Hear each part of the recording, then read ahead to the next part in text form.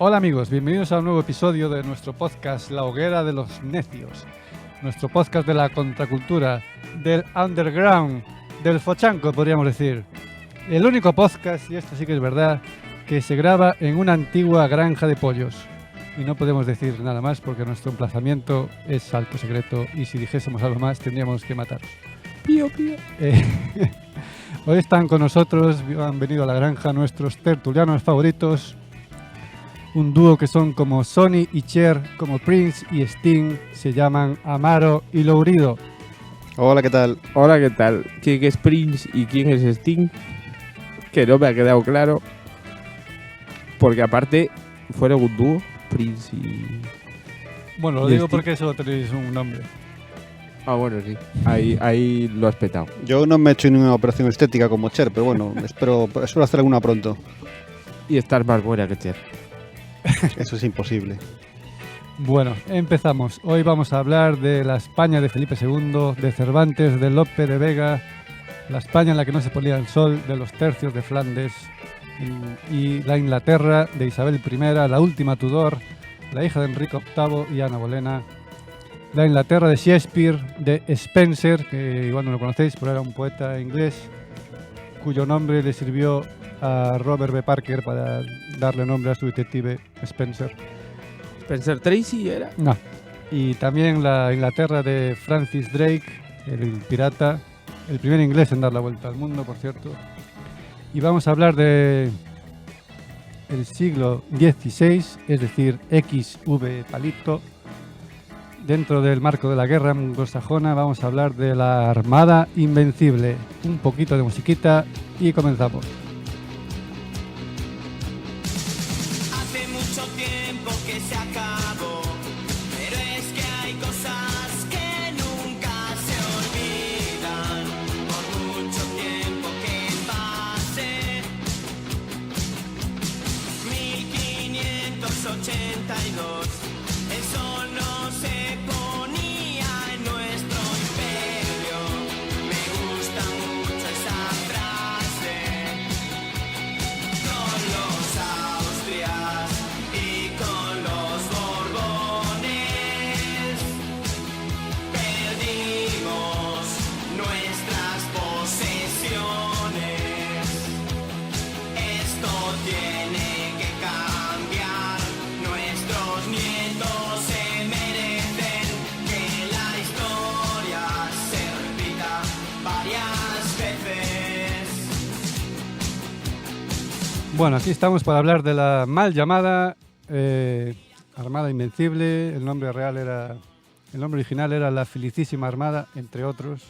La empresa de Inglaterra. La empresa de Inglaterra también, efectivamente. Y para explicar esta batalla en la que vamos a explicar, espero al terminar el podcast o durante el podcast, si fue un fracaso o una derrota. Es un tema importante, ahí está metida la leyenda negra y todo eso. Pero bueno, para empezar, hablemos de los antecedentes de este intento de invasión. ¿Qué sabéis de los antecedentes? Que era antes de los sedentes. Muy bien. A ver, yo tengo aquí escrito, por un lado, era la España con posesiones en el Nuevo Mundo, y por un lado estaban los ataques corsarios de los ingleses al Caribe. A ver, yo creo que podemos empezar diciendo que Inglaterra siempre fue una aliada, una tradicional aliada de España, hasta, pues podemos decir hasta Enrique VIII. Siempre fuimos países aliados porque nuestro enemigo común era Francia. Pero a partir del final del reinado de Enrique VIII se empiezan a torcer un poco las cosas porque, bueno, Enrique VIII pues empieza la reforma protestante en Inglaterra. Sí, el anglicanismo, ¿no? Y ahí empiezan los problemas. Rehúsa su mujer española, Catalina Aragón, que era familia del rey de España, y bueno, empiezan a provocar ahí un conflicto diplomático. Pero bueno, las relaciones más o menos se mantienen más o menos bien.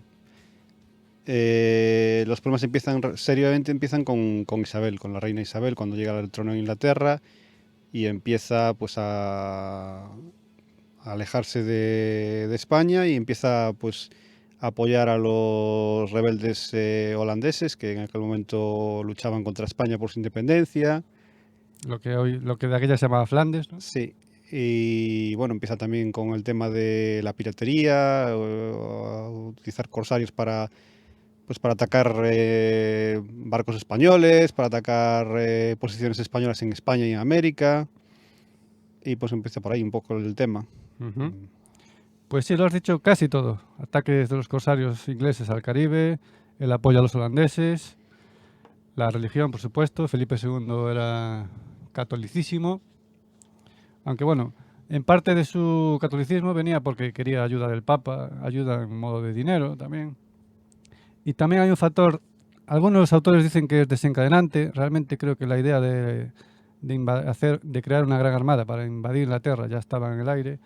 Pero la decapitación de María Estuardo de Escocia también fue un factor que impulsó al rey Felipe a darle marcha a este proyecto. Recordemos, María Estuardo era católica, los escoceses eran católicos. Isabel I vio en ella un enemigo, un posible heredero al trono lejano, pero posible. Bueno, teóricamente, si Isabel moría sin descendencia, la heredera era ella. Es lo que María reclamaba. Aparte, se supone que Isabel no iba a poder tener descendencia, porque en algunos sitios se cuenta que ya tenía algún tipo de malformación, que no iba a poder tener descendencia nunca. Y nunca se casó, que en aquella época no casarse implicaba no tener hijos, aunque bueno, por detrás haría sus cosillas, tuvo amantes y cosas. Pero bueno, de cara a la galería era virgen, ¿no?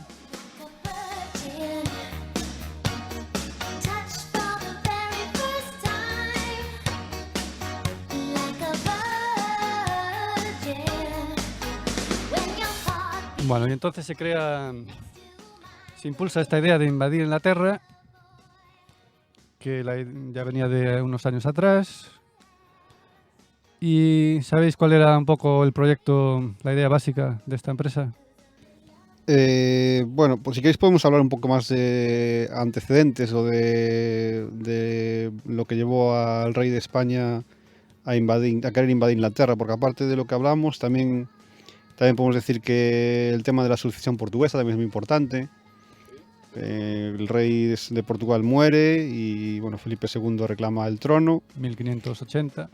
Y bueno, en Portugal no se ponen de acuerdo y el Felipe pues manda a su mejor diplomático, el duque de Alba, que de diplomacia sabía poco, era un poco animalote, y entonces consiguió el trono por los métodos tradicionales de espada ¿Y brujería? Y brujería, sí, exactamente.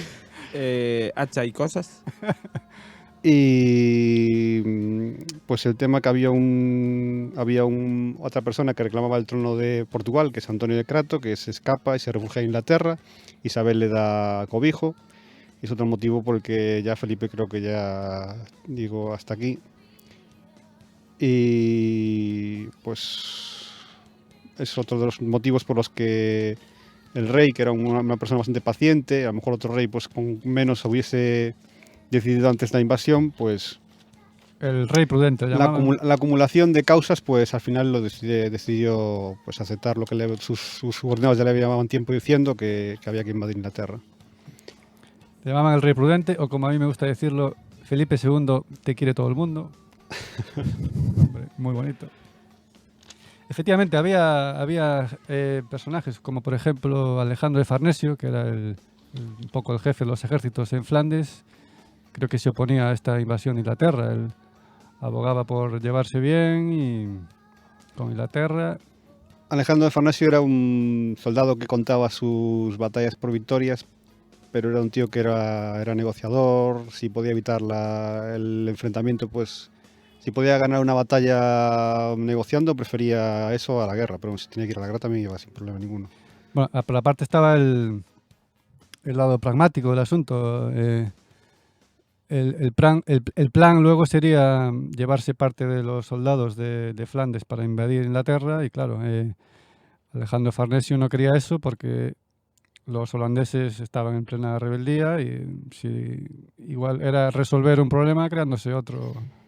Sí, bueno, yo creo el tema es que el momento de la conquista del intento de conquista de Inglaterra era un momento a lo mejor más propicio para España, porque bueno, la verdad que España en el siglo XVI, todos sabemos que era la potencia preponderante, y tenía pues un montón de flancos abiertos.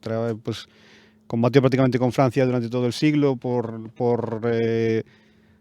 el dominio de Italia y del norte de Europa, Con los luchó contra turcos también. con los protestantes alemanes, con el Imperio Otomano, con los de la Revolución de los Países Bajos, con Inglaterra, en Portugal con la Guerra de Sucesión, pero en aquel momento era un momento pues que más o menos con Francia, después de las palizas en San Quentín y en Gravelinas, pues habían firmado la paz de Cateau-Cambréis, Muy bien pronunciado. que pues durante un siglo pues Francia permaneció al margen. Con el Imperio Otomano, después de la batalla de Lepanto en 1531, pues más o menos las ínfulas turcas pues bajaron. Y en la reunión de los Países Bajos, pues las cosas iban a favor de España, habían capturado Bruselas, habían tenido varias batallas, habían recuperado bastantes plazas y la cosa estaba un poco más o menos tranquila. En Portugal, la Guerra de Sucesión, habían conseguido el rey había conseguido la corona, habían conseguido expulsar a Antonio de Crato y a sus seguidores. Sí, Y la cosa estaba más o menos pues tranquila para poder pensar en la invasión de por Inglaterra. ejemplo, la cosa en Portugal estaba más o menos asumida porque, de hecho, Felipe II creo que era nieto del anterior rey, o sea, fue rey por derecho, aunque tuvo que pelear un poquito, ¿no? Sí, su madre era Isabel de Portugal.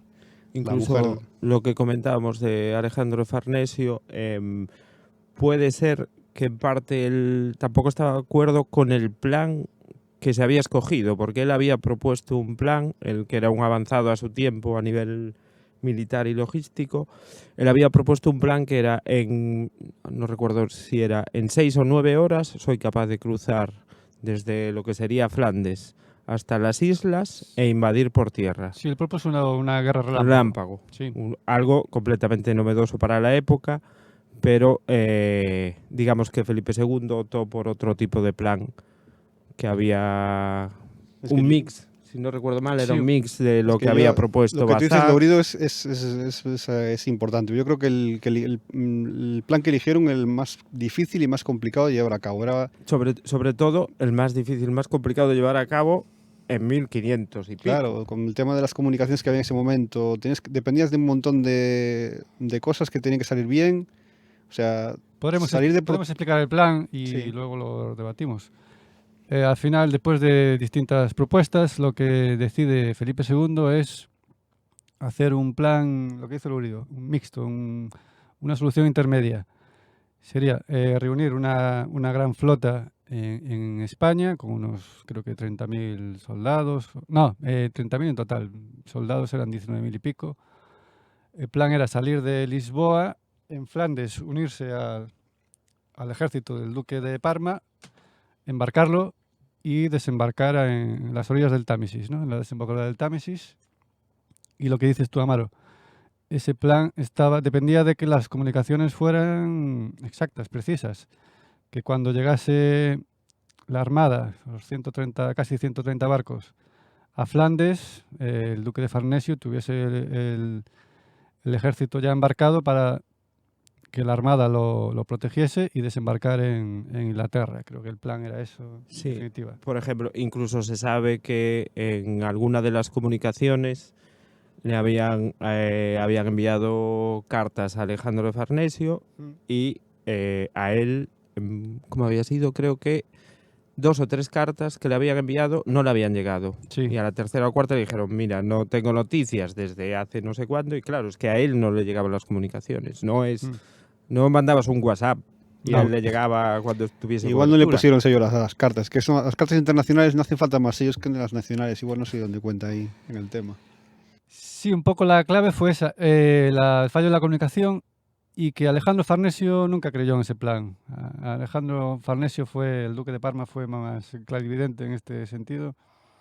sabía que ese plan, o por cómo se comportó, parece que él nunca creyó que se pudiese En realizar. algún momento parece ser que le escribió al rey diciendo que la playa escogida no era la playa, el puerto, no era lo más adecuado.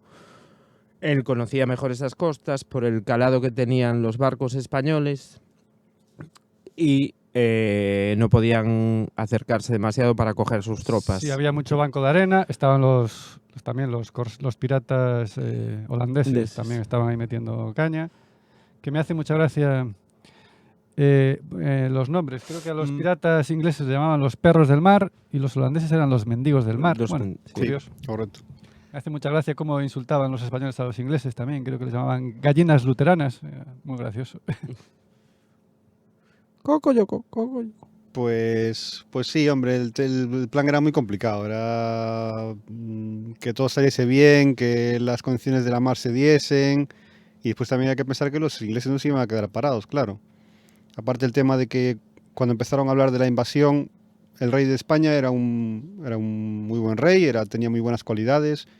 Pero después también tenía algunos problemas, por ejemplo, que lo quería llevar todo él de su mano, no era una persona Sí. que delegara y era muy lento en las tomas de decisiones. Efectivamente. Y sí. con el tema de la empresa de Inglaterra, pues tardó tanto que al final sabía todo el mundo que iban a ir para allá.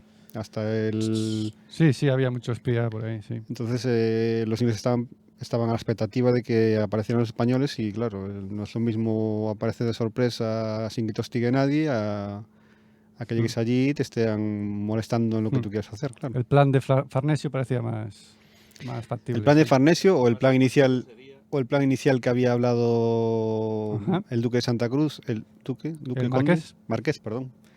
Sí. Álvaro de Bazán. Álvaro de Bazán, que probablemente hubiese sido, si no hubiese muerto, hubiese sido pues una buena baza para España, porque era probablemente el mejor almirante que tuvo España en su historia y no sé, yo me atrevo a decir uno de los mejores de la historia a nivel mundial. Es que ahí ya parte uno de los primeros problemas de la Armada Invencible, que es pues no seguir el primer plan de Álvaro de Bazán y por encima... ¿Cuál era ese plan? Amaro, ¿lo sabes tú? ¿O Lurito?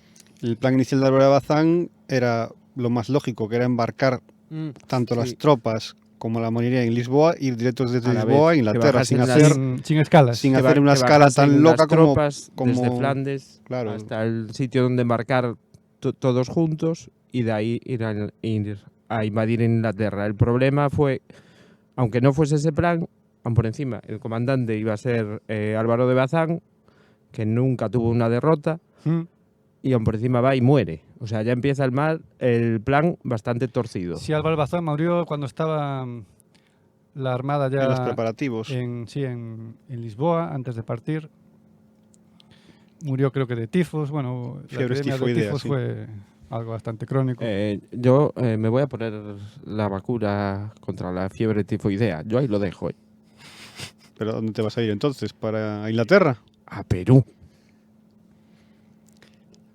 Bueno, está bien. Hombre, hay que vacunarse, que no te pase como les pasó, sí.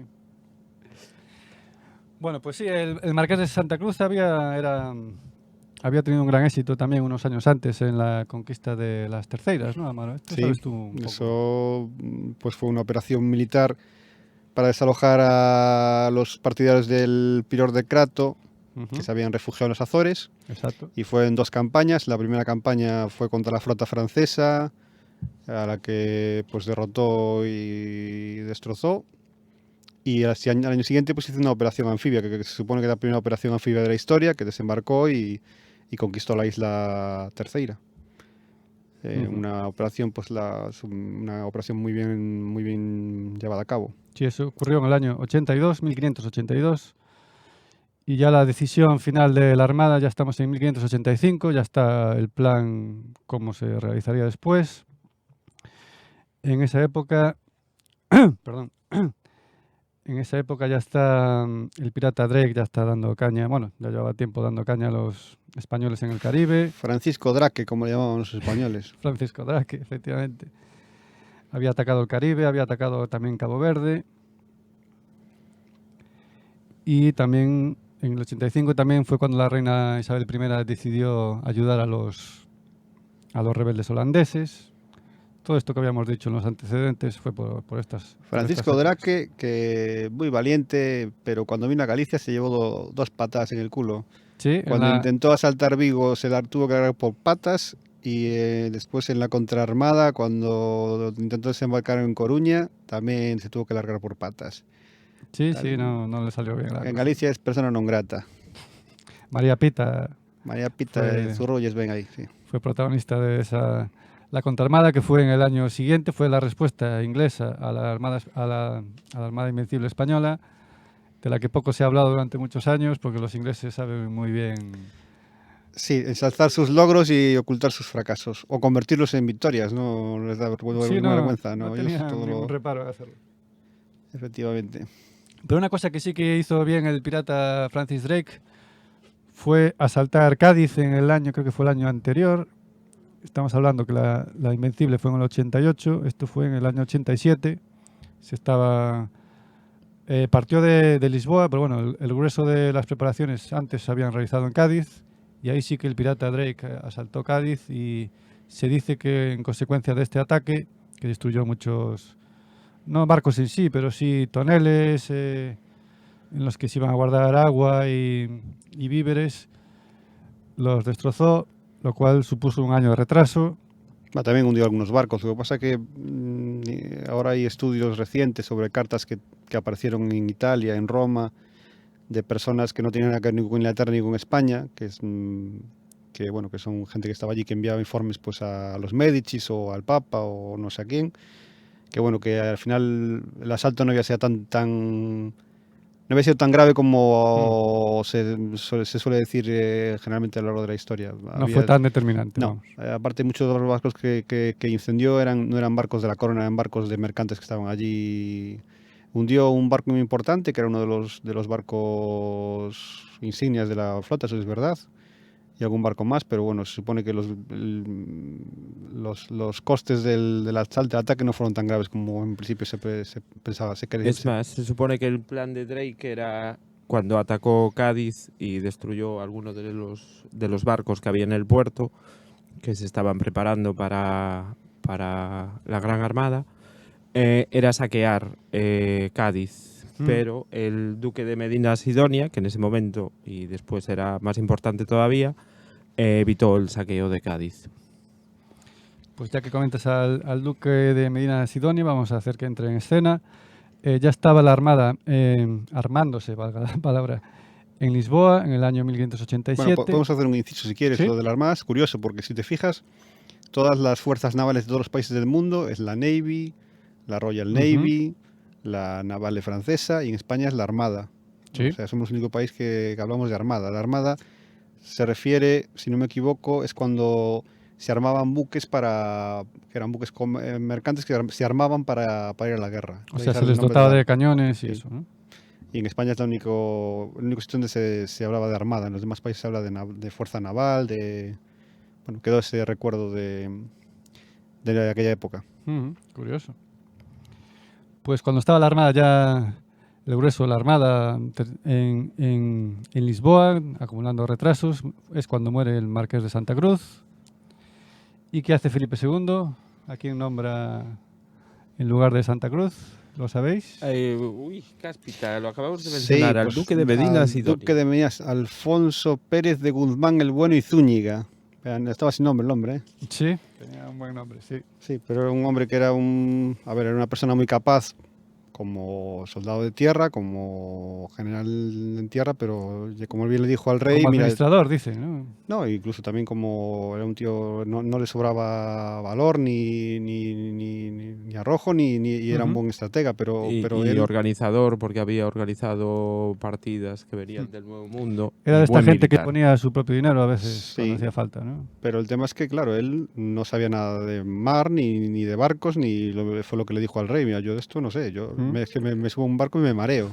Me mareo, y hay una carta que se conserva escrita al rey Felipe II por parte del duque de Medina Sidonia, que pone: me produce mal y me produce reuma. Que yo no debería ser la persona más idónea para este cometido. Se cuenta que probablemente los ayudantes del rey no le hicieron llegar esa carta. Se dice eso, sí. Y le dijeron, básicamente, tú, te lo ha mandado el rey, tú ve tirando para allá. Sí, como que le dijeron que era una vergüenza decirle al rey que no, y ni siquiera el rey llegó a leer esas cartas. Y bueno, se dice que lo de que se mareaba, se dice que es una mala traducción de los ingleses. Sí que tenía reuma, pero lo de marearse que no era para tanto, pero bueno. Lo que sí hizo Medina Sidonia cuando se puso al mando fue terminar los preparativos en tiempo récord, esto hay que reconocérselo. Y después se verá que no, como mal se comenta en muchas referencias sobre este tema, él no fue un mal comandante para esta misión, porque gracias a él igual volvieron muchos barcos de los que lograron volver. Probablemente, sí, probablemente. Como que se les responsabiliza un poco del fracaso por no haber tenido iniciativa en ciertos momentos que luego comentaremos y tal. Por ejemplo, Recalde, uno de los comandantes, le culpó después de todo a Medina Sidonia, pero bueno, luego lo veremos. Bueno, entonces seguimos avanzando. Estamos en el 28 de mayo de 1588, cuando por fin la mal llamada Armada Invencible, la Felicísima Armada, zarpa de Lisboa.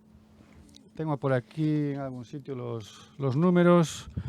Se habla de, redondeando, unos 30.000 hombres, 17.000 soldados, 2.000 de ellos portugueses, unos 8.000 marinos, unos 2.000 remeros. Luego, entre caballeros de aventura y otro tipo de servicios médicos y religiosos, otros 1.000 hombres más. Se habla de casi 130 barcos, se habla de unos 2.000 cañones, que, como decimos, zarpan de Portugal, de Lisboa, pero enseguida empiezan los problemas. A los 10 días de navegación están en el Cabo San Vicente, o sea, están más abajo. O sea, cuidado con la movida, ¿eh? Están más abajo de que cuando empezaron, de que no sé, ya empezamos bien. Sí, esta frase que se le atribuye a Felipe II, que al parecer nunca dijo, de que no envía a mis hombres a luchar contra los elementos, se basa en ese tipo de vicisitudes que tuvieron que soportar.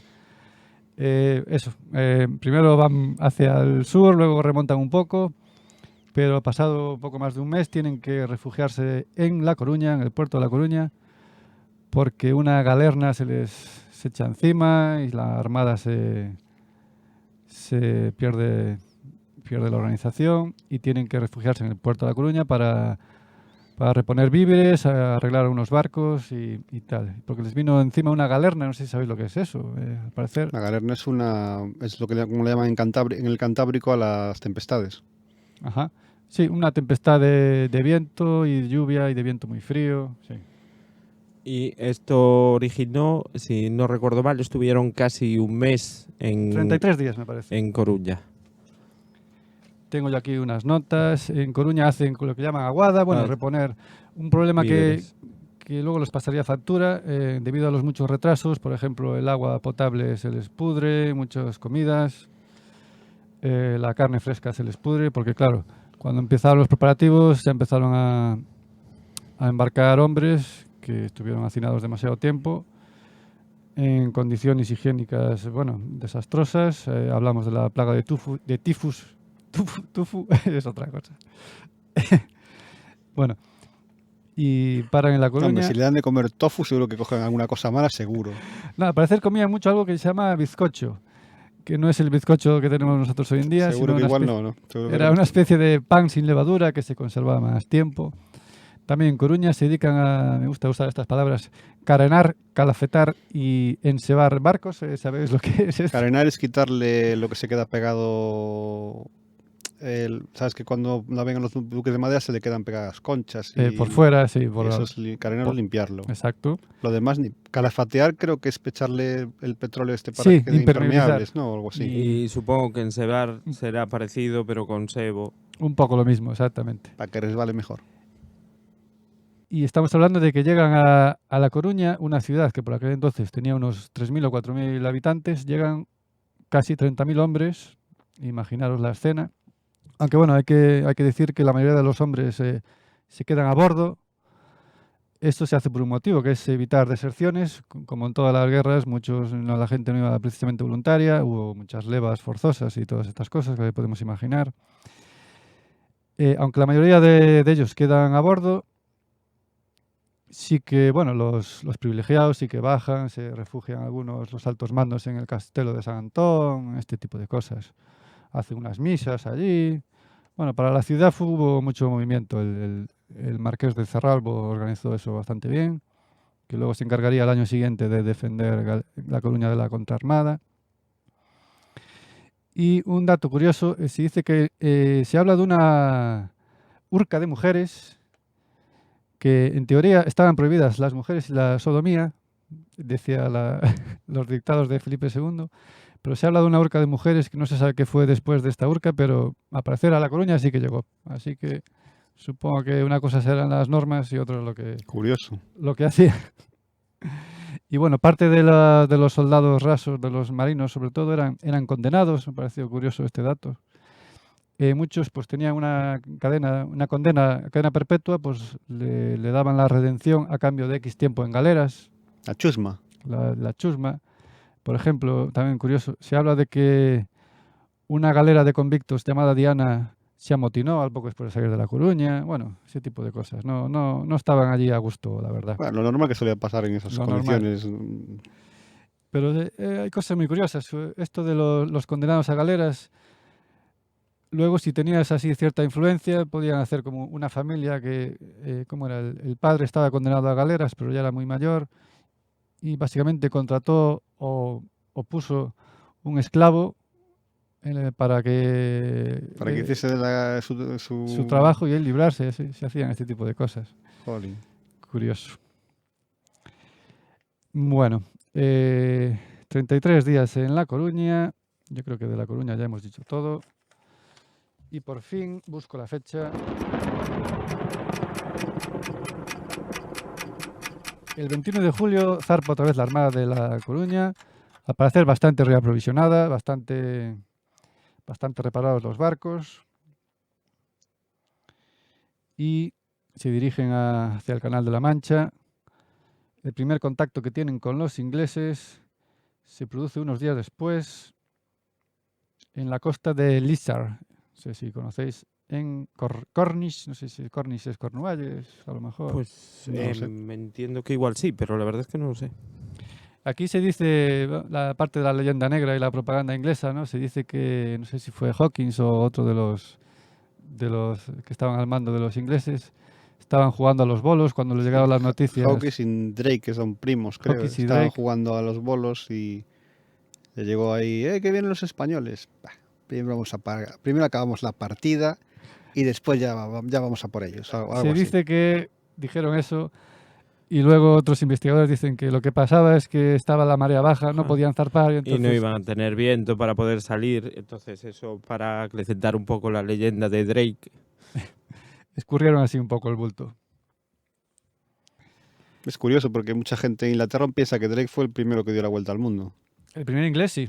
Sí, bueno, pero muchos en Inglaterra se creen que fue el primero. La verdad que lo que hizo Drake no tenía mucho mérito porque lo hizo de segundo. Él lo hizo con prisioneros, pilotos españoles y portugueses prisioneros que los obligaba a decir por dónde tenían que ir.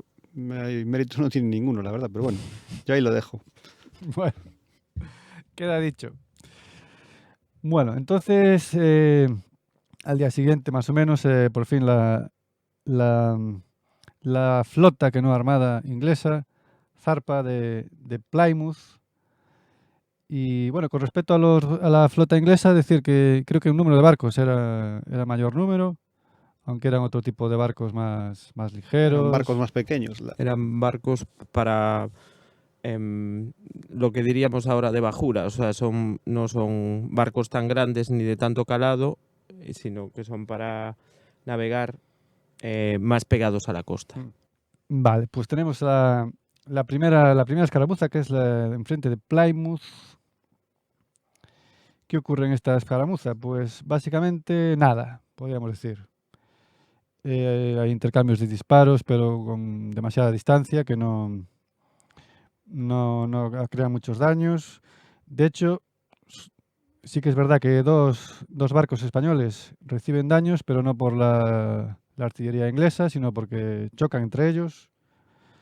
No, concretamente uno eran El Salvador y y el Rosario. Uno explotó, creo que había un espía inglés que incendió la pólvora y el barco saltó por los aires. Y el otro chocó contra los barcos en las maniobras y perdió el palo mayor o algo así. Y aquí Drake hizo una de las suyas, que Drake era un poco el encargado de ir a la vanguardia de la flota y que los demás le siguieran. Lo que hace Drake es abandonar la flota para seguir a este barco Nuestra Señora del Rosario para saquearlo. Se dice que el capitán de Nuestra Señora del Rosario dijo algo así como: solo me voy a rendir hasta Drake. Y dijo Drake: Pues soy yo. hola, ¿qué Hola, tal? ¿qué tal? Ya te Ah, estás rindiendo. Bueno. Pues me rindo. Pero bueno, no hubo más consecuencias que esa. La Armada Española mantuvo su formación defensiva. Se dice que era algo así como una media luna. No me quedó muy claro este tema. Lo que pasa, yo esto sí que lo investigué un poco más. Parece ser que en ningún momento fue una formación de media luna. Lo que pasa es que los ingleses, esto igual es parte de la leyenda, como piensan que somos así un poco moros, es lo que hay. Que nosotros íbamos a tener la misma formación en el mar que tenían los turcos en aquella época. Pero realmente el tipo de formación que tenía la flota española, la Armada, era, supongamos, una V que quitas uno de los laterales, o sea, como un ala o como una diagonal, digamos.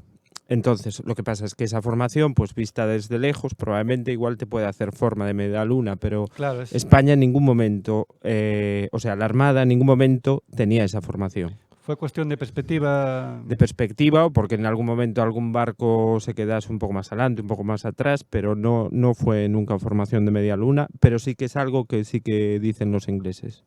Bueno, aprovecho para comentar los principales hombres y barcos. Ya hemos dicho que Alonso Pérez de Guzmán, el bueno, y no sé qué más, era el duque de Medina Sidonia, era el comandante supremo, como se llamase. Estaba a bordo del San Martín, de 1000 toneladas. Por ejemplo, su equivalente inglés, Charles Howard, que era Lord Almirante, iba en el Ark Royal, que era de 540 toneladas. Ahí se ven un poco las diferencias de barcos. No quiere decir que los españoles hiciesen barcos más grandes. Simplemente los españoles tenían esos grandes galeones para dedicarse al transporte, sobre todo con las Indias. Y era algo así como los acorazados de la época. Otro personaje importante es Juan Martínez de Recalde, que iba a bordo del San Juan de Portugal de 1000 y pico toneladas. Recalde era el marino más experimentado, fue el que le aconsejó muchas veces a Medina Sidonia que tuviese más arrestos y que intentase desbancarse un poco del plan original de Medina de Felipe II y que atacase directamente Inglaterra. Medina Sidonia siempre se negó. Recalde siempre le echó en cara esto, ¿no? Claro, aquí podemos, perdona que te corte, podemos incidir sobre lo que habíamos comentado antes de pasada. Sí. El problema fue que pasaron por cerca de Plymouth. Ahí hubo una oportunidad, una ventana. Y faltó un poco de cintura porque los barcos no podían zarpar. Si tú en ese momento, si tienes vientos que te dejen hacerlo, eres capaz de acercarte mínimamente. Y los tenía la Armada Española, sí. Y poder cañonearlos, pues igual otro gallo hubiese cantado. Claro. Ahí había movida porque depende de donde mires o con lo que leas, hay muchas opiniones diferentes. Es verdad que era una buena oportunidad. Sí, Recalde estaba a favor de esto. Sí, pero la bahía de Plymouth era una bahía muy estrechita que los barcos tienen que entrar de uno en uno. Ya para entrar, pues hubiese sido un problema, porque entrando de uno en uno, teniendo en cuenta que había castillos defensivos con cañones, pues hubiese sido un tiro al blanco. O sea, hubiesen entrado, probablemente hubiesen destruido la flota inglesa Bueno, pero hubiesen tenido muchas pérdidas. se dice que la costa inglesa no está demasiado fortificada. Ahí sí que vio Recalde la Bueno, oportunidad, a pero lo mejor. entendemos, yo no entiendo mucho, yo por lo que y entiendo que Plymouth, siendo la base más importante de la flota, tendría algún castillo defensivo, entiendo. Algo tendría, imagino, sí.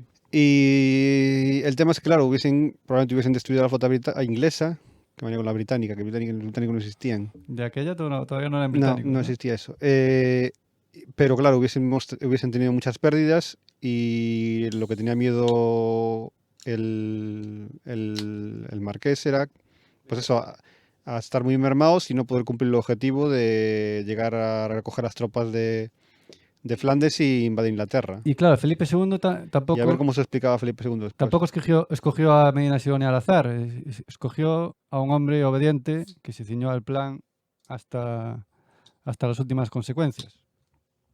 Bueno, otro hombre importante es Alonso Martínez de Leiva, que estaba a bordo de un barco que tiene un nombre muy curioso, la Rata Santa María, en Coronada, de 800 toneladas. Y por el bando inglés estaba, aparte de Howard, el Lord Almirante, estaba Henry Seymour, a bordo del Rainbow, solo 300 y pico toneladas. El barco de Francis Drake, era el Revenge, de 400 toneladas. Francisco, Paco Drake. Paco Draco, sí. Y luego John Hawkins, a bordo del Victory, 500 toneladas, que John Hawkins y el siguiente, Martin Frobisher, eran simples piratas reconvertidos en corsarios. Bueno, John Hawkins y Francis Drake eran primos, creo. Creo que sí. Y bueno, podemos explicar, si os parece esto, la diferencia entre pirata y corsario. A lo mejor es Sí. interesante. Sin problema. Pues venga, adelante, Amaro. Te Pues toca. un corsario viene a ser lo mismo que un pirata, pero con una licencia de un rey pues con permiso del rey para saquear naves de otros países, pero tú tienes una licencia de Su Majestad que puedes hacerlo legalmente. De ahí el nombre, la licencia se llama patente de corso, Patente de corso. por eso te conviertes en Y corsario. un pirata es una persona que asalta barcos por su propia cuenta, sin... A su propio O beneficio. sea, Sí, un Langrad de toda la vida. Que efectivamente. eso les pasó factura a los ingleses en la contraarmada. También ellos, en vez de ser un acto de guerra organizado, fue un acto de pillaje en pandilla, digamos. Y luego Fue una empresa privada. Sí, fue una empresa La privada.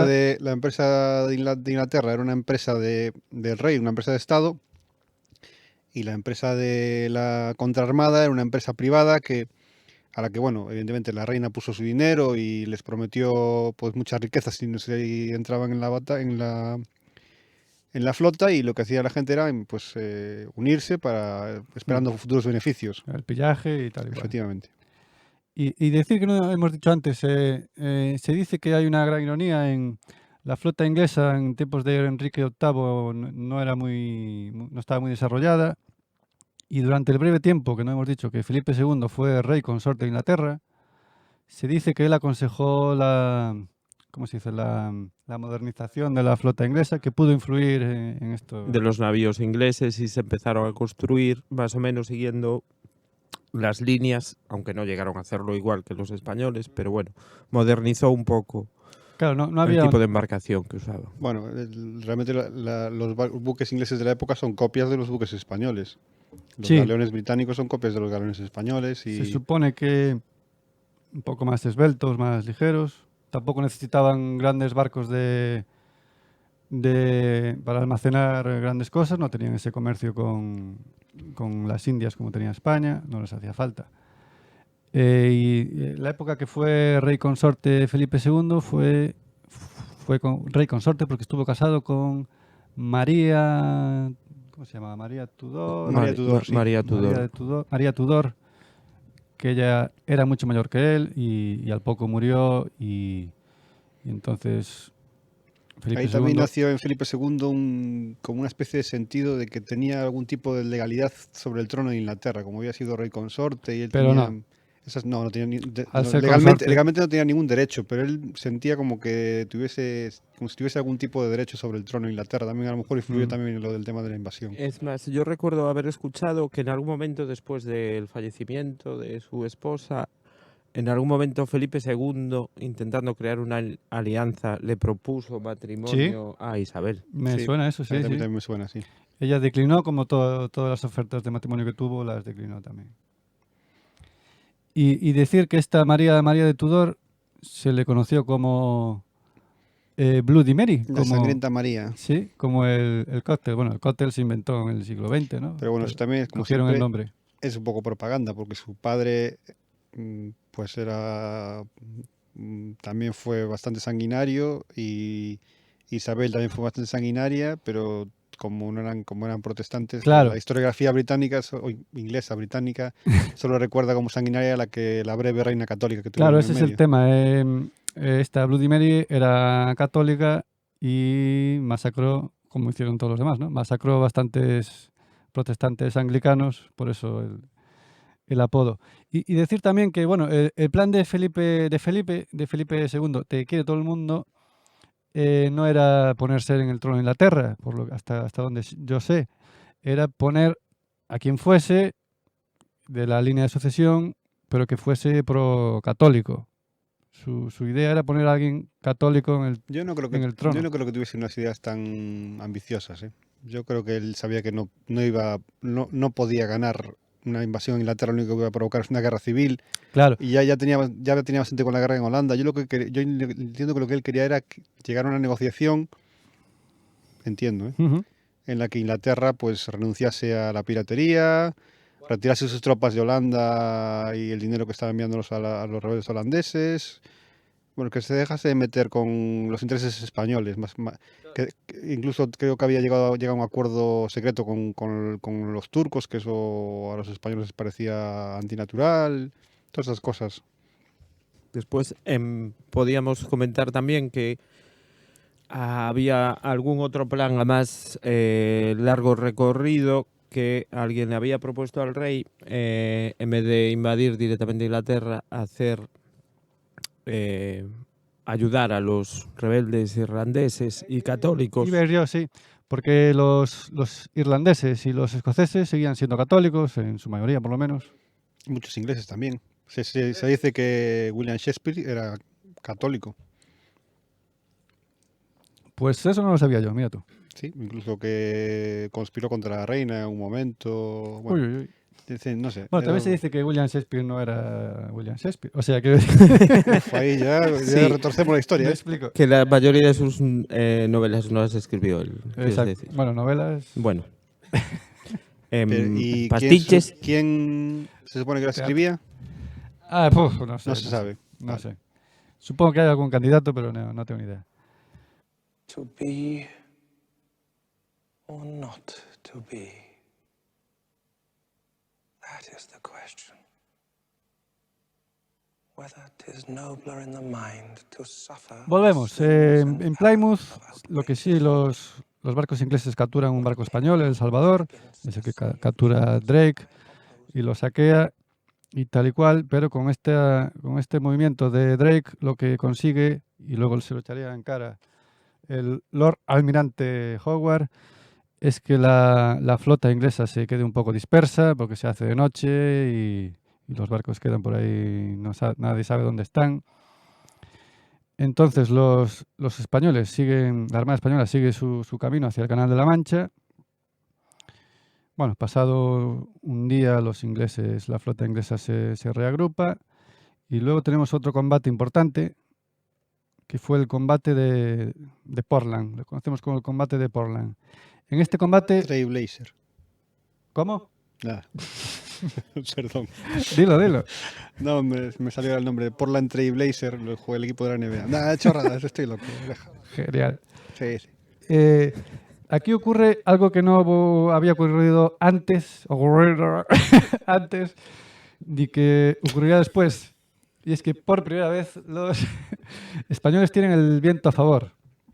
Y entonces los españoles intentan hacer lo que saben hacer, lo que se había hecho, por ejemplo, en la batalla de Lepanto, que es intentan abordar a los ingleses. De aquella época se dice que los combates navales no eran como imaginamos, un barco cañonea a otro hasta el infinito, no. Se supone que se acercaban lo más posible, lanzaban una tanda de cañonazos y luego se hacía lo que es abordar, que es básicamente desembocar tus soldados en el barco contrario y allí luchar cuerpo a cuerpo.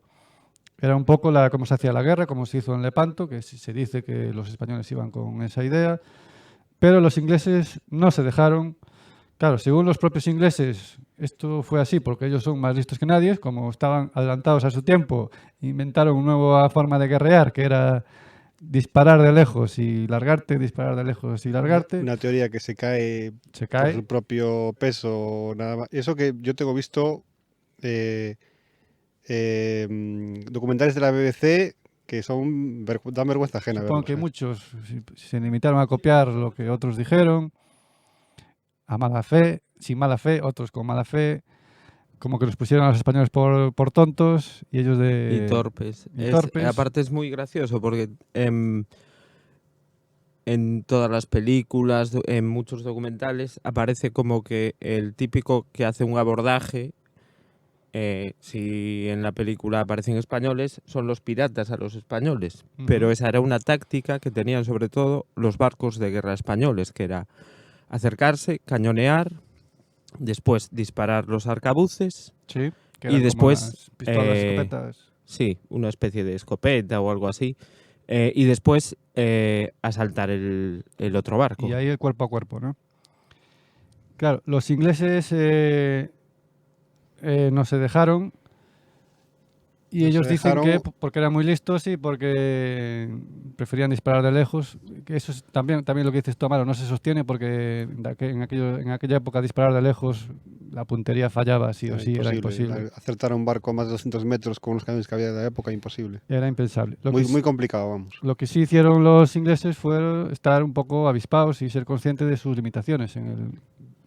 Porque digo esto, porque en el combate cuerpo a cuerpo, ahí sí que los españoles en esa época eran los números uno, el ejército, los veteranos, el ejército de Flandes, los tercios y todo esto. Estaban muy preparados para eso. Aparte, lo que hablábamos antes, tú si pones un barco de 1000 toneladas, mucho más alto, con un barco de 500 toneladas, que es mucho más bajo, ¿cómo hace el barco quién tiene más facilidades para abordar un barco? ¿El que es más alto o el que es más bajo? El más alto, Los barcos imagino. españoles eran todos más grandes, o bueno, casi todos. Los barcos ingleses eran barcos costeros de mucho más pequeños. Evidentemente, en un combate, si se acercaban, la ventaja era de los barcos españoles. Los ingleses lo sabían, por eso no se acercaban, no era por otra cosa. Claro, El objetivo británico, bueno, dale con el británico, perdón, el objetivo inglés era entorpecer en todo lo máximo posible a la flota española, pero es lo único que podían hacer, entorpecerlos. No podían entrar en un combate directo con ellos porque no podían ganar. de ninguna no manera. sabían que no podían ganar y tampoco sabían claro, ellos tampoco conocían los planes por lo menos al 100% los planes españoles. Ellos lo que intentaron fue impedir que se acercaran a la costa los españoles, porque pensaban que podían desembarcar en algún momento.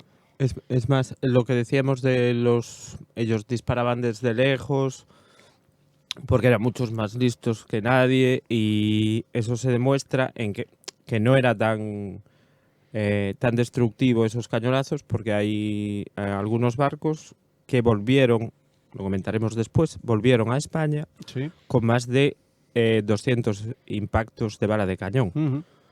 Imagínate, o sea, has recibido más de 200 impactos y después eres capaz de dar la vuelta a las islas y volver a España. O sea, ahí se demuestra que Exacto. muy perjudicial no era. Claro, los ingleses como su que táctica. lo venden así. Somos la hostia, le dimos 200 cañonazos. Pero lo que se ve es que no tenían demasiada repercusión esos 200 cañonazos. Mm. Bueno, los ingleses no se dejan, los españoles están un poco desconcertados. Pero bueno, como su plan no es invadir, siguen adelante. Aquí los ingleses se retiran, bueno, los vientos cambian y todo esto, se retiran para reabastecer munición. Una cosa que tenían a favor los ingleses, podían ir a la costa, reabastecerse, los españoles iban con lo opuesto. Y nos acercamos la Armada se acerca a la isla de White, que ahí también se teme que los ingleses temían que los invadiesen, que invadiesen la isla de White, y a partir de ahí tener eso como, ¿cómo se dice? Una cabeza de playa. Cabeza de Una playa. cabeza de playa. Creo que Recalde proponía esto y Medina Sidonia una vez más siguió con el plan original, que era ir a Calais y todo esto en la costa de Francia, entre Francia y Holanda. ¿Qué ocurre en la isla de White? Pues básicamente escaramuzas sin importancia. Lo que sí tenemos que comentar, hasta este momento, estamos más o menos en el 4 de agosto, la Armada había llegado a Plymouth el 31. A estas alturas, Medina Sidonia está un poco desesperado. ¿Por qué? Porque no tiene noticias de Alejandro. Alejandro.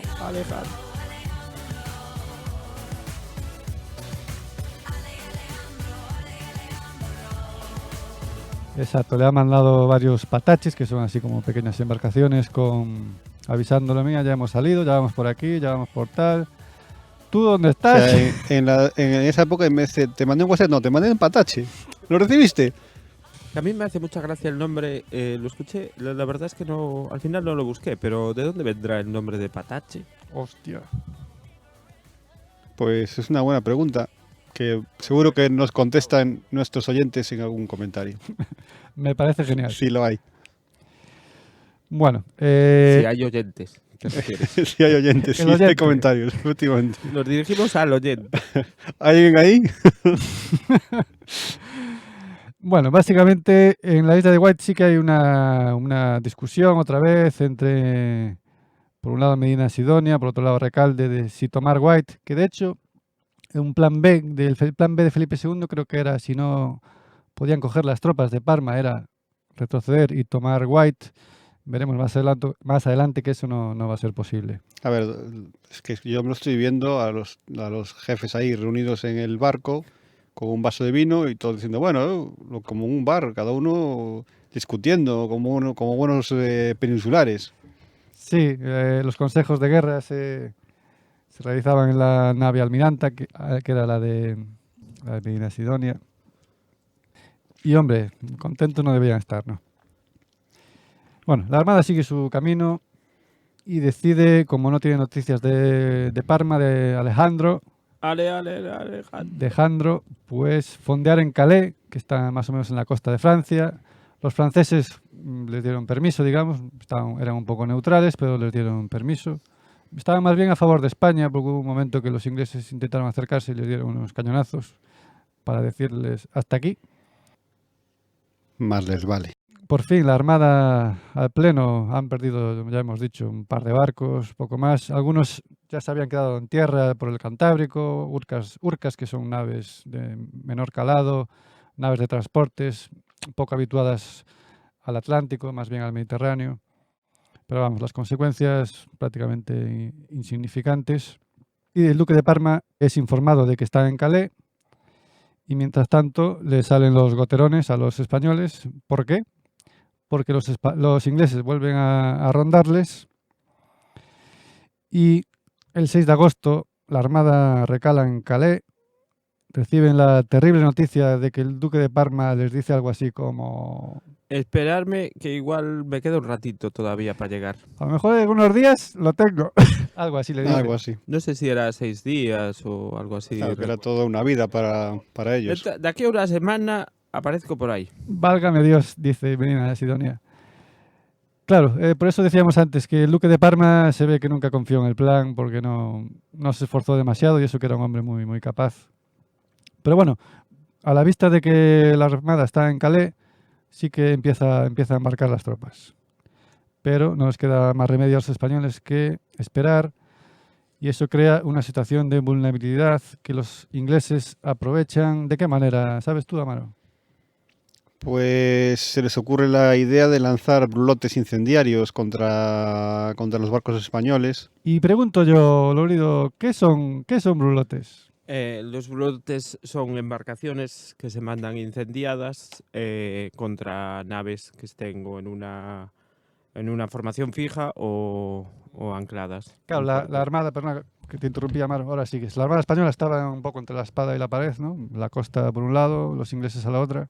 Sí, lo que pasa es que, como decía Lorido, cuando empezamos a hablar de la campaña, cuando nombraron a Medina Sidonia, pues al contrario de lo que parece, él había previsto esto y tenía unos barcos preparados para desviar a los brulotes ingleses. De hecho, creo que los ingleses lanzan 8 brulotes y más de la mitad los españoles los esquivan o no llegan a puerto. Bueno, de hecho ningún brulote impacta con los barcos españoles. Lo que sí hacen que, según los ingleses, se crea un pánico terrible y los españoles se vuelven locos. Realmente lo que hacen los españoles son ser prácticos. A ver, si te envían brulotes, pues tienes que moverte y salir de allí. Cortas anclas, te deshaces de las anclas y te intentas mover. Esto tampoco es tan grave porque con esos barcos, la mayoría de los barcos tienen más de un ancla.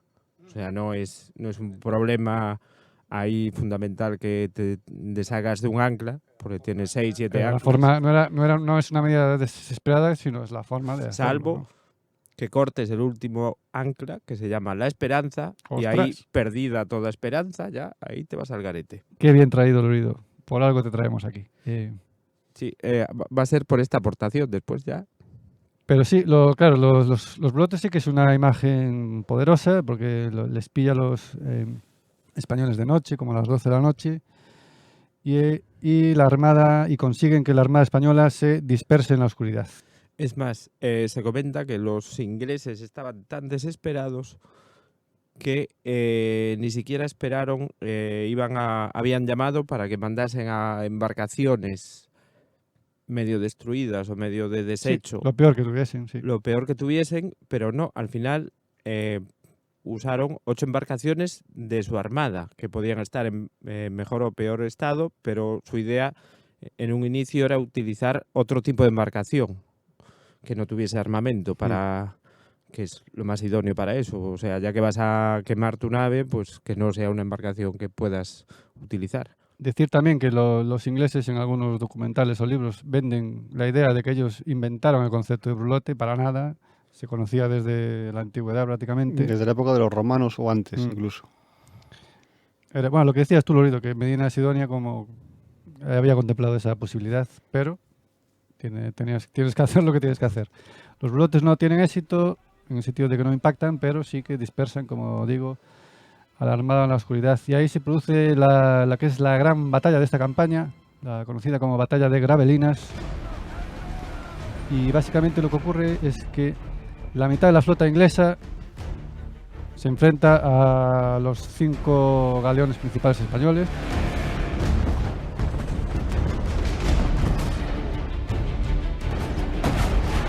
El de Medina Sidonia, que es el San Martín, recibe él solito 200 cañonazos. Pero bueno, no consiguen hundir a ninguno de ellos.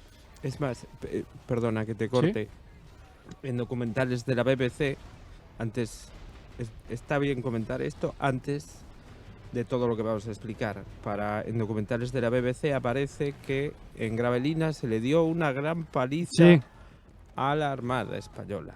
Claro, esta es la tónica de la crónica inglesa, ¿no? Ellos lo venden como la gran derrota a la Armada Española, y por eso nosotros decimos que fue un fracaso, porque el plan no tuvo éxito, pero no porque los ingleses los hundieran la Armada. Entonces, bueno, decía yo antes que la mitad de la flota inglesa se enfrenta a los 5 galeones españoles. ¿Y por qué la mitad? Os preguntaréis, ¿o no? ¿Por qué la mitad, Pablo? ¿Por qué la mitad, Que Pablo? eso sí que no me lo sé. Porque al parecer la otra mitad estaba ocupada saqueando un barco español que se había quedado encallado, y fueron... Mucho mejor ir a sacar un barco que ir a que te metan Era el cañonazos. espíritu pirata. Como los lobos del mar, madre mía. No lo pueden evitar. Que a lo mejor si en vez de la mitad hubiesen ido todos a una, sí que podríamos haber hablado de una derrota española, pero hablamos de fracaso por esto. Bueno, de todas maneras la desproporción de fuerzas es evidente. Sí. Y ahí se demuestra que la tan cacareada técnica de combate inglesa era pues bastante inútil. Lo de lanzar cañonazos desde lejos con la tecnología del siglo XVI no tenía sentido ninguno. Es más, yo tengo aquí un pequeño resumen de cómo evolucionó la batalla de Gravelinas. Genial. En Gravelinas, al principio, más o menos, la batalla duró como 8 horas, 9 horas. Ajá. En Gravelinas, al principio, por la mañana, o sea, una vez que se hizo de día, después de los brulotes, los barcos se fueron dispersando, Empieza la mañana, la batalla empieza 5 galeones españoles contra 130 barcos ingleses. Caramba. Empezamos ahí, pero bueno, a media mañana son ya 16, se consiguen acercar otros galeones españoles, son 6 contra 130. Y se calcula que sobre el mediodía se enfrentan, ahí ya está el grueso español, que son 40 contra 130 barcos ingleses. Incluso, esto parece ser que es bastante cierto, porque incluso fuentes inglesas afirman que son menos, 36 barcos españoles contra 130 ingleses. Esto indica que, como veremos, el resultado de este enfrentamiento no es muy desastroso para España, para las embarcaciones españolas, con lo cual no fue una gran paliza. Aparte es curioso porque si os fijáis siempre, o sea, las bajas españolas están documentadas al milímetro. Todos los barcos que salen de los puertos, los que volvieron después del final de regreso a los puertos, las bajas en combate, las bajas en... Se sabe todo porque era obligatorio, tenía que ser muy rigurosa la contabilidad en las flotas españolas. Sí, sí, muy burocrático. Todo muy burocrático, sabía cómo se había hundido un barco, si había sido en combate, si se había quedado, había encallado, sabía todo. De los británicos no se sabe absolutamente nada. Todo silenciado. No se saben bajas, nada. Absolutamente nada. Es más, se cuenta, lo que bien dices tú, se cuenta que la reina dio orden expresa de que no quedase registrada información por parte de los ingleses de las bajas que habían tenido y de... Según ellos apenas habían tenido bajas, pero si os fijáis, un día después vuelven a salir a la mar los británicos, habían salido con 140 barcos el día anterior y el día siguiente aparecen con 105. Algo pasó ahí, ¿no? Ahí hay algunos barcos que algo les tuvo que pasar. Sí, sí, sin duda. También se dice luego, ya pasados unos meses, que los ingleses se dedicaron a esperar que las plagas hiciesen su trabajo para pagar las menores indemnizaciones posibles y este tipo de cosas. Ahí sí que se sabe un poco los datos de los ingleses por la gente que se apuntó a pedir las indemnizaciones, así un poco de rebote. Y después hablan de nosotros. Bueno, pero lo que consigue la batalla de Gravelinas... la Armada Española consigue, al final se rejunta, igual no es la mejor palabra para decirlo, se reorganiza y los ingleses se quedan sin munición y tienen que volver a costa. Y ahí aprovecha la Armada Española para reorganizarse, pero ahí es cuando los vientos entran en acción.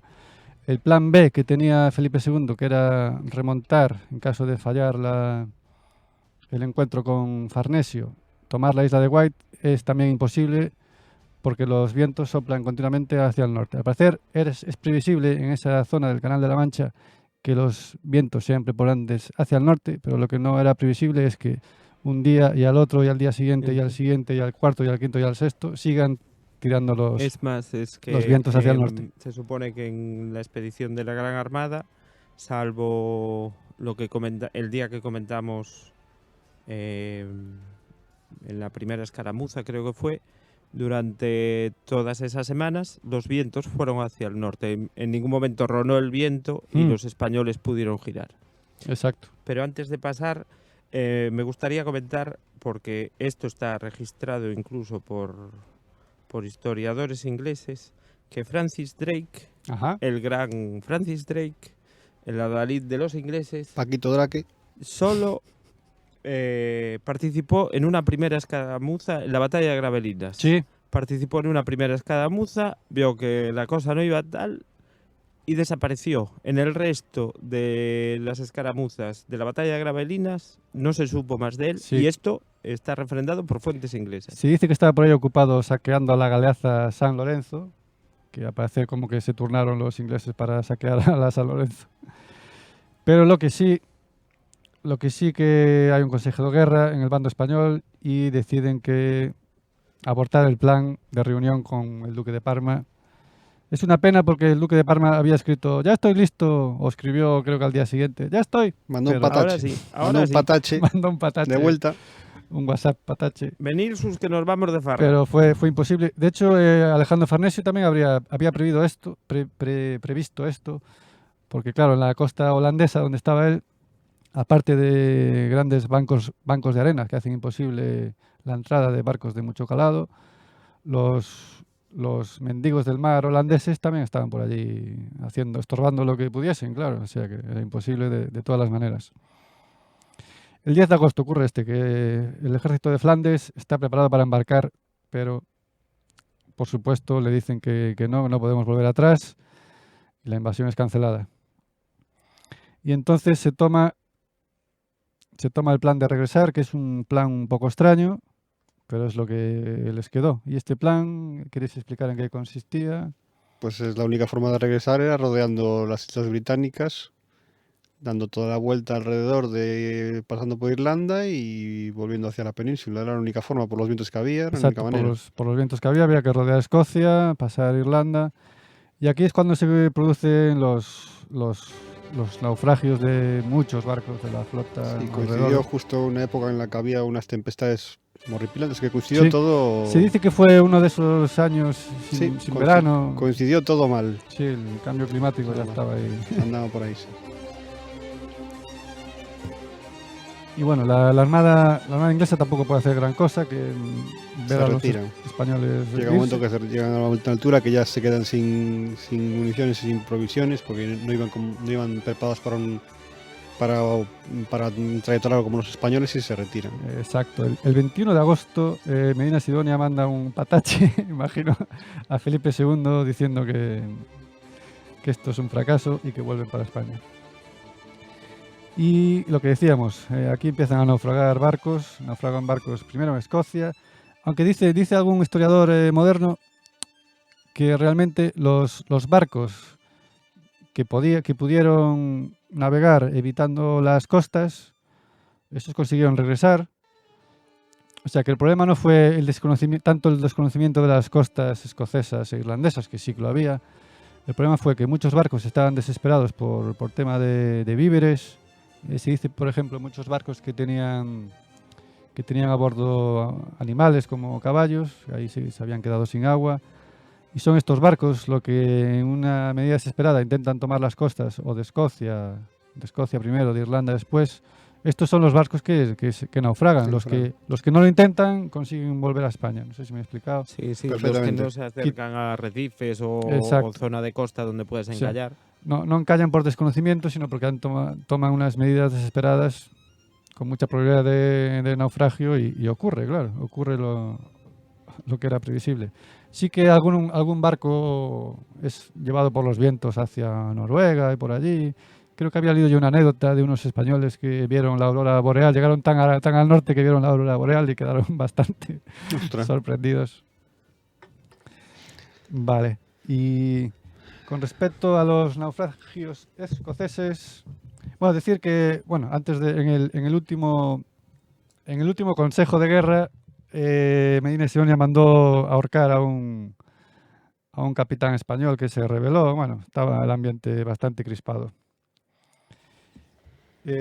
Don Cristóbal de Ávila se llamaba el susodicho. Y lo mandó a ahorcar, me parece, y colgarlo del palo mayor para que lo viese todo el mundo, que lo viesen los demás y tomasen nota. Tengo yo una anécdota muy interesante de lo que ocurrió en uno de los barcos que naufragaron. Bueno, no naufragó, que se detuvo en Escocia. Os lo voy a leer aquí en mis notas, si os parece bien. Vale.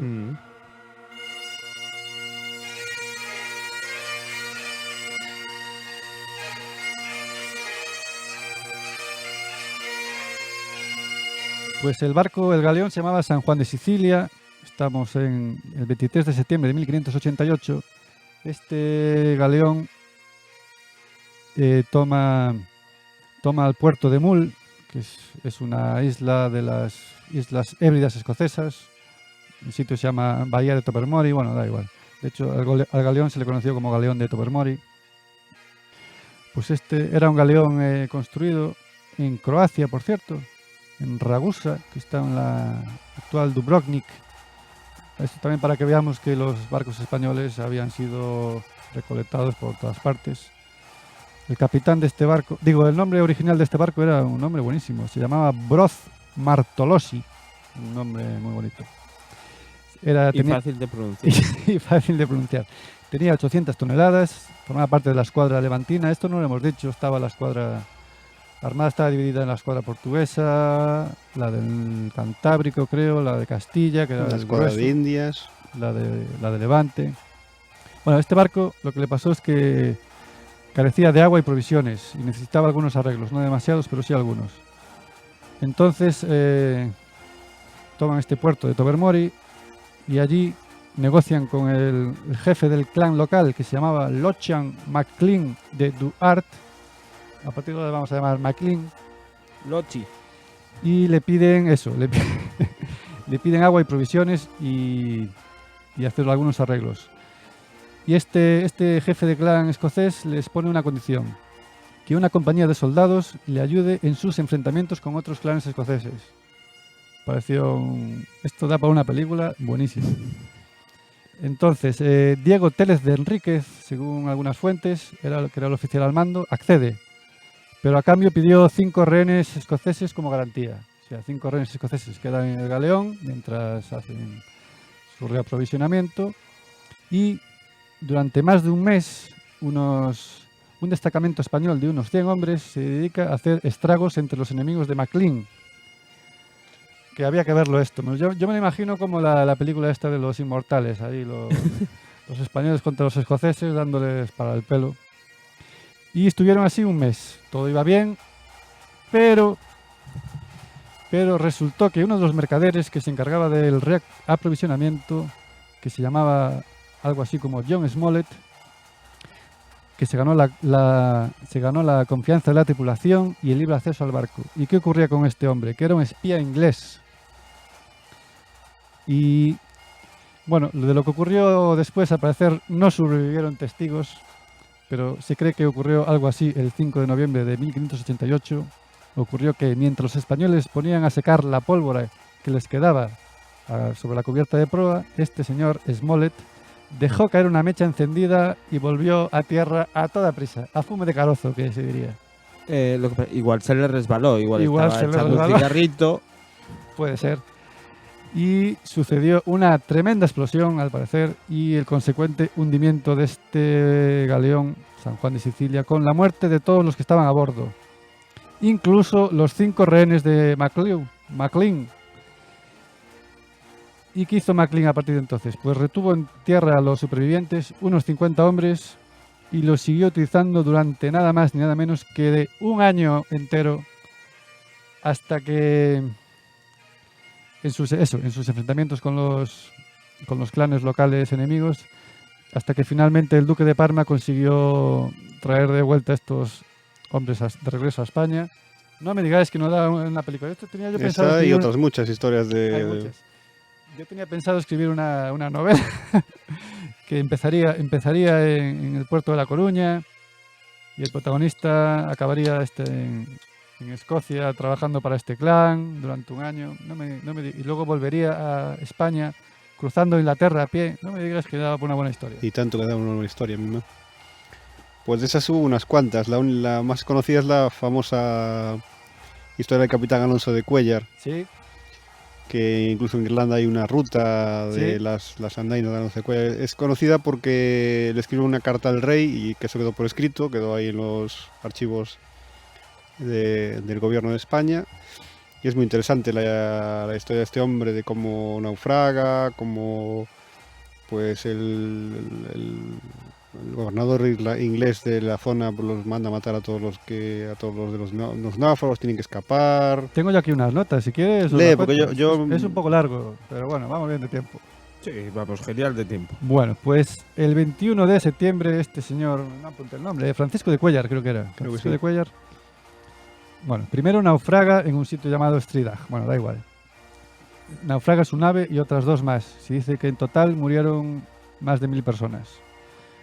Cuéllar, herido en las piernas, aún así consigue llegar a la playa.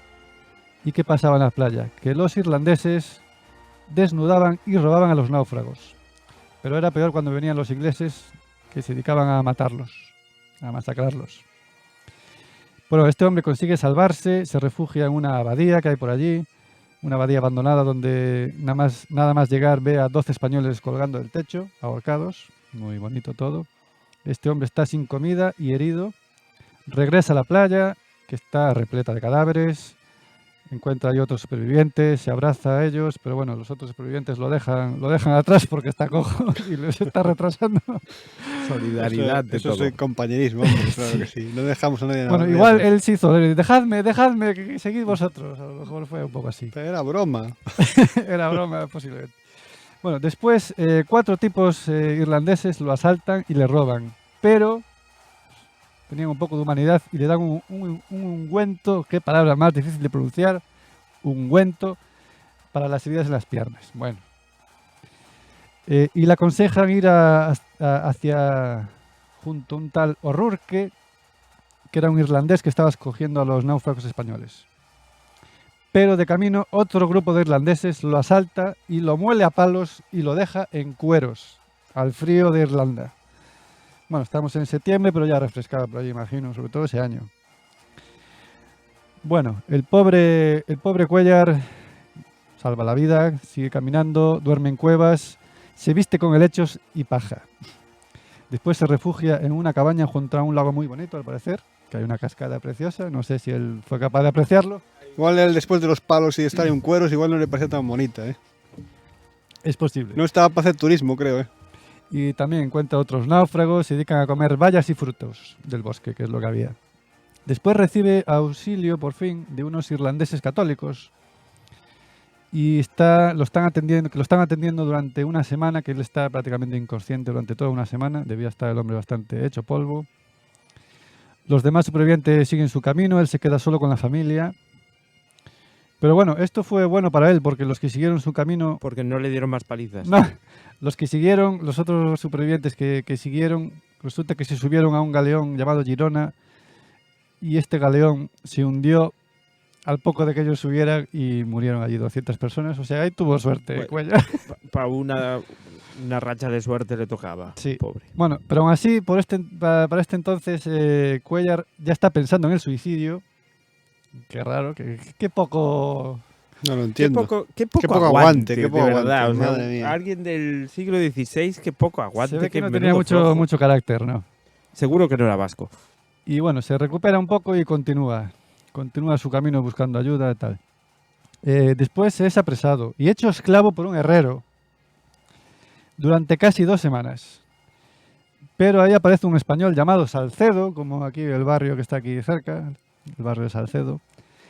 Y cito textualmente, viendo cómo el herrero se disponía a darle un martillazo en la cabeza a Cuéllar, este español llamado Salcedo le secciona la yugular al herrero al grito de «suelta el martillo y de puta». Algo así le dice. Bueno, Cuéllar salva la vida, se va con Salcedo, llega a un castillo. Allí por fin cena bien, hay una familia que le dan de cenar, hasta le dan cerveza, que al parecer Nunca la había Cuéllar probado, nunca la había probado. En este castillo resulta que el bueno de Cuéllar fornica con la esposa del dueño del castillo.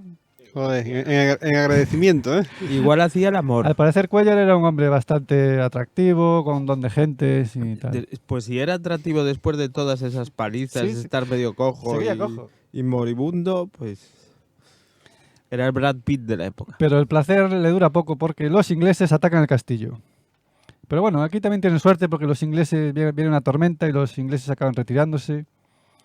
El dueño del castillo, el tal Maclancy, está eufórico y ofrece en matrimonio una de sus hermanas a Cuéllar. Pero Cuéllar declina. Dijo, prefiero a tu mujer. Ten cuidado cuando pases por la puerta, Sí, baja la creo cabeza. que no se enteró el cornudo, menos mal. Cuéllar declina, sigue su camino. Se dirige hacia el Ulster, una zona de Irlanda, donde hay un sitio llamado la Calzada de los Gigantes, un sitio muy turístico. Bueno, estamos a 24 de enero de 1589. Él había naufragado el 21 de septiembre del 88. Casi cojo, por Jolín. cierto. Después recibe cobijo en un sitio llamado Castle Row. Un tal O'Cahan lo recibe, le da cobijo, pasa allí un mes y medio. Y aquí Cuéllar en su carta a Felipe II habla de la hermosura de sus mozas y de la mucha amistad que mantuvo con ellas. O sea, podemos pensar que Cuéllar era un fucker. Sí, no. al Perdona el anglicismo, Al principio Amaro. lo pasó mal, pero después Sí. compensó ahí clavando. Pero bueno, no, la alegría le dura poco, porque los ingleses aparecen por ahí. ¿Cómo sería sin anglicismo fucker? Sería que sería empotrador. Un Follador, follarín. empotrador me vale. sí. Era un empotrador. Un follador, si queréis. Al final un obispo llamado O'Callaghan consigue que embarcara a Cuéllar a Escocia. Llega a Escocia, allí los ingleses, digo, los escoceses tampoco le Non lle fan ayudan. moito caso, creo, ali. Y luego, el 1 de septiembre de 1589, o sea, un año después de que Cuéllar naufragase en Irlanda, Madre mía. Menudas aventuras. por mediación, sí, otra novela, por mediación del duque de Parma, consigue embarcar en un barco rumbo a Flandes. Y de camino a Flandes atacan los holandeses, el barco naufraga Jolín, pobre Ahí- hombre. ahí en un duerme. banco de arena y Cuéllar, pero bueno, Cuéllar consigue llegar a la costa. Dime que no muere, por Dios. No, no, Agarrado no, a un tronco, ¿no? Un árbol. agarrado a un madero del, un madero del del barco. maderamen del barco. Había policías de aquella. O sea, Cuéllar ha naufragado 2 meses en un año. ¿Qué dijiste, Lorido, que me perdí? Si había policías de aquella. Sí, en el agua. Policía nacional. Policía Por la costera. madera, dices. Policía costera. Por el madero. Y bueno, y luego las aventuras de Cuéllar siguen. Luego de Flandes creo que estuvo en Sicilia, estuvo en Francia, estuvo en un millón de sitios, creo que volvió a España. Y bueno, se le pierde la pista unos años después. Madre mía, eso no da para una novela, eso da para una serie de novelas. Bueno, amiguitos, pues si Suspense. vais a Irlanda, os encontraréis con el camino de Cuéllar, de Cuéllar's no sé qué. De Cuéllar's Way o algo así. Paz. Yo espero verlo, que voy a irme a Irlanda ahora pronto. Ah, Ya os pues mira, contaré. visítalo, por Ya os favor. contaré. Y puedes probar en Holanda las patatas. Parece ser que de los barcos que dieron vuelta, alguno naufragó en Irlanda. No sé si acabo de decir Holanda. Dijiste Irlanda, pero bueno, Sí, todos se me entendimos fue- que es se me Irlanda. se me fue la pinza. Pues los irlandeses descubrieron la patata, porque era 1500 largos, todavía no había llegado la patata allí, porque algún barco que naufragó llevaba patatas. Y fue como los irlandeses incorporaron la patata a su cocina, siendo ahora una de Les las hicimos un bases favor ahí de grandísimo, su porque cocina. Tuvieron tiempo después unas hambrunas, ¿no? Por una Por la- plaga de la por la patata. plaga de la me patata, suena, sí. era la base Bueno, de su a ver, alimentación. le dimos la patata, pero tampoco la plaga ya te Bueno, lo que decía la Amaro, libras tú. en Irlanda, aparte del de Cuéllar, hubo muchos naufragios. Hoy en día se siguen haciendo Es homenajes. curioso, sí, porque Irlanda tiene cierta simpatía por el tema de la Armada Invencible y le hacen homenajes todos los años. Y Se supone que algunos náufragos al final quedaron allí a vivirse. Hay cuenta, yo lo había leído por encima, hay algunas aldeas o ciudades pequeñas en Irlanda donde curiosamente la población no es pelirroja o rubia, sino son muy morenos de náufragos que quedaron allí, náufragos españoles que quedaron allí y cohabitaron. bueno, con yo ahí, lugareños. no sé, yo ahí también había algo parecido decía en Holanda, que según parece hay mucha gente en Holanda que es morena, de ojos marrones, y todo el mundo decía que eso era de los tercios españoles cuando saqueaban y violaban a las mujeres y dejaban hijos ahí por todos lados. Y hay un estudio reciente que hicieron del ADN de esa gente se demostró que ni españoles ni leches, que eso era todo una cantamañana Sí. inventada. No impactó tanto, claro, hombre, es difícil, mucho tenían que procrear allí.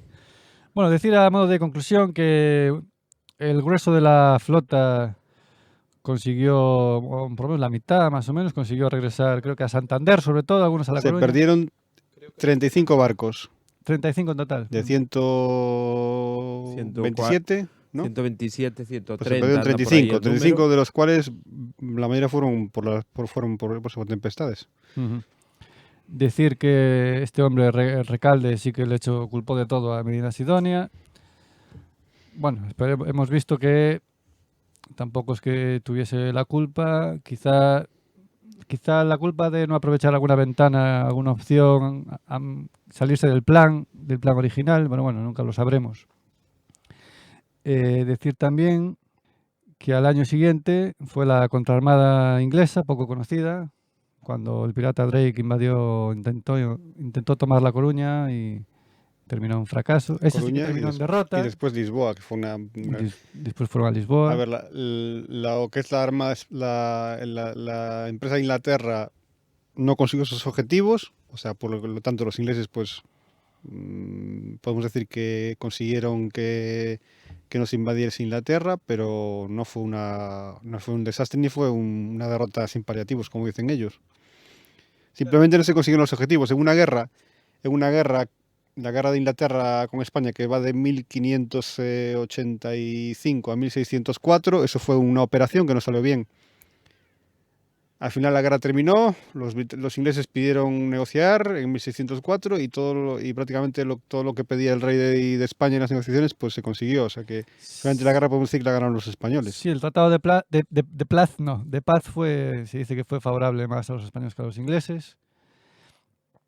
Y bueno, lo que decíamos antes a modo de conclusión, no podemos hablar de una derrota ni de una paliza inglés, sino un mal plan que fracasó por lo malo que era, lo difícil que era de lograr, por el tema de comunicaciones con el duque de Parma, y luego sí que los elementos jugaron su baza.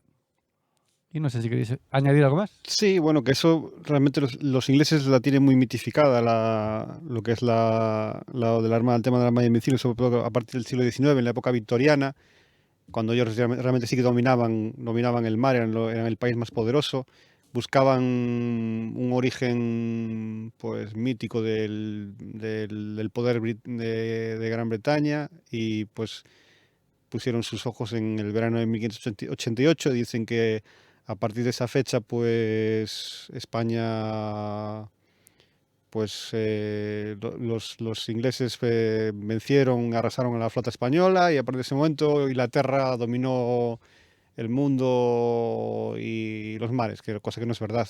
Rule Britannia.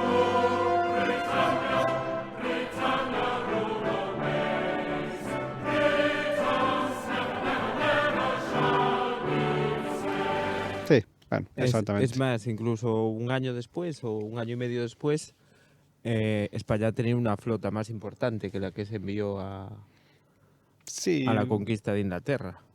O Sí, como es mínimo que- del mismo nivel. Es que, por ejemplo, se dice que la Gran Armada fue la mayor flota que se había visto hacia el momento. Pero bueno, también se dice lo mismo de la del año siguiente de los ingleses, luego se dice lo Sí. mismo de la de Cartagena. Bueno, antes se había dicho de la de Lepanto. Bueno, Lepanto se considera la mayor batalla naval. Esta sí que fue una batalla naval. Al modo. De proporciones bíblicas, sí. Sí, al modo Pero de. bueno, ahí no solo estaba España, estaba Venecia, estaban los Estados Pontificios, estaba Génova, No había un estaba nombre, la Liga. la Orden de Malta, la Liga Santa. Eso. Pero bueno, lo que hablamos. España siguió siendo la primera potencia, tanto en mar como en tierra, durante mucho tiempo, y esto no fue más que una operación que salió mal. Claro, hubo bajas, evidentemente, costó dinero. De hecho, España en época de Felipe II se dice que entró en 2 bancarrotas, pero esto está bien explicarlo. Una bancarrota en aquella época era era una especie de suspensión temporal de pagos que luego se salía, vamos, pasados unos meses cuando llegaban el oro y la plata de Y América, había sobre Eres todo. también. ¿Cómo? Había Eres. Había Eres. Una cosa que me resultó a mí muy curiosa, que yo no sabía, incidiendo sobre lo que decíamos de que los ingleses decían que eran mejores marinos y mejor armados y con mejores técnicas, resulta que parece ser que los artificieros, diríamos, los que manejaban los cañones... Artilleros, perdón, que no me salía la palabra, que los artilleros españoles estaban formados y tenían que estar formados y con un sello, digamos, oficial de la corona. Ah, sí, sí. Que no eran 4 chapucillas que iban allí. Y básicamente tenían 3 reglas principales, que eso está documentado, que es disparar lo más tarde posible y con el mínimo número de balas Ujú. que pudiesen, disparar a la altura del agua, digamos, a la línea de flotación del barco contrario, en contraposición con los ingleses, que ellos se supone que las órdenes o la regla que se regían era disparar el mayor número de veces posible. Ujú. Claro, ahí hay una contradicción entre las técnicas. Malo Y si- será que alguno no dea. Claro, Tú tira para adelante que... el problema es que si no te acercas con ese tipo de cañones que no tenían el interior roscado, se llama, Sí, que ahí puedes tiene la apuntar. animaliza. Claro, tú no puedes apuntar si no tienes un cañón roscado, que eso hace que se concentre la bala y que la bala no se vaya a cualquier sitio. Sí, nada, apuntar era Si- una si cosa es de liso, casualidad. Vamos. Pues se va a donde se quiera ir. El tema es ese, si tú disparas desde lejos, vas a hacer, porque realmente al final es una bala, o sea, no es algo que explote después, es un cacho de hierro que te impacta. Mm. Es lo que contábamos antes de empezar el podcast yo y Lourido, que en los comentarios ingleses decían, es que los españoles estaban muy atrasados, que el tema este de acercarse para cañonear a los barcos y después asaltarlos, pues eso es lo que hizo la técnica que utilizaban los ingleses en Trafalgar, y dijeron que Nelson era un revolucionario. A mí que me lo explico. O sea, el siglo XVI era atrasado y en el siglo XIX, el principio del siglo XIX era una revolución. Bueno, a ver, vamos a ver, señores ingleses, por favor, un poco de seriedad. Sí, esa es parte de la leyenda negra, ¿no? Decir que claro, porque yo descubrí, preparando este podcast, yo la historia de la Armada Invencible ya la conocía hacía unos años, pero resulta que lo que yo conocía era la versión inglesa de unos libros de unos historiadores, Parker y Martin, creo que son bastante conocidos.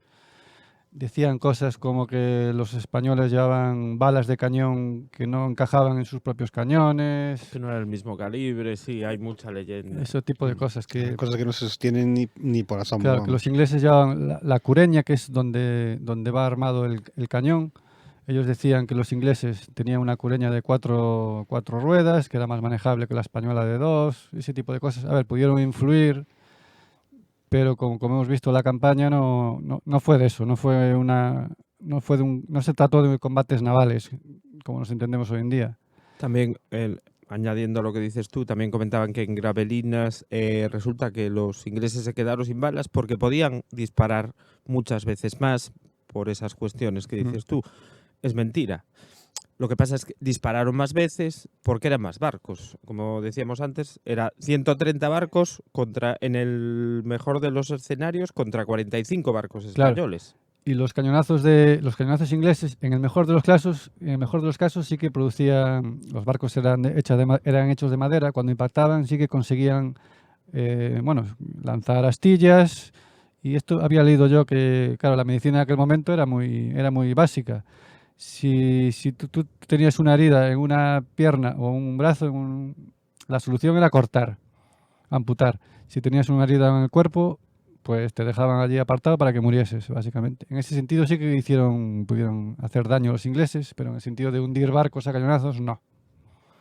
Y resumiendo, me acabo de acordar, los últimos estudios cifran las bajas españolas en 10.000 hombres y las bajas inglesas en 9.000.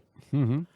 Con lo cual, la paliza tampoco fue tan grande, probablemente. Y a eso hay que sumar, porque luego Inglaterra sufrió una plaga también no me acuerdo de qué, que eso no la sumaron los ingleses, pero también ocurrió. Ujú.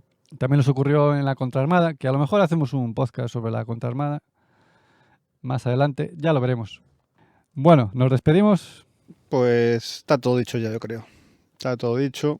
Pues gracias por escucharnos, querido oyente, el único que tenemos. Te lo agradecemos un montón. Cuando escríbenos algo para saber que estás ahí, por favor, pon algo como que te gustó. Aquí voy a Por meter un favor. sonido de grillos. Cri, cri. Y es más, y cuando nos escribas, en el segundo comentario, cámbiate de nombre, así tenemos la ilusión de que tenemos 2 oyentes. Sí, por favor. Bueno, pues yo por mi parte nada más. Adiós. Chao. Chao, chao.